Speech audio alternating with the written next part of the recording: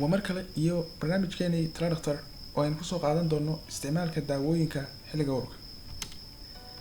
haddii aad uur leedahay waa inaad ka fogaataa isticmaalka daawo uusan dhakhtar ku qorin. isticmaalka daawooyinka qaar waxay saameyn ku yeelan karaan uurjiifka amaba hooyada markii ay uur leedahay. daawooyinka hooyada uurka leh ay qaadato waxay u gudbi karaan ilmaha, kuwaasoo saameynta ay ku yeelan karaan ilmaha ay noqon karto saameyn toos ah, taasoo keeni karta inay dhashaan ilmo naafa ah, inay saameyn ku yeeshaan nafaqada iyo hawada uu qaato uurjiifku, taasoo keeni karta nafaqa daro, inay saameyn ku yeeshaan murqaha minka kadibna uu geegsamo, taasoo keeni karta cadaadis ku dhaca dhiig socodka ilmaha kadibna ilmo yaraa uu dhicisoobo. saameynta daawadu ay ku yeelan karto ilmaha uurka ku jira waxay ku xidhan tahay xilliga uurka iyo marxaladda koriinkooda, nooca daawada la qaatay iyo cabirka laga qaatay. daawooyinka qaar waxay saameyn ku yeelan karaan ilmaha isla markii ay galaan minka, qaar kalena markii ay dhalaan rabaan.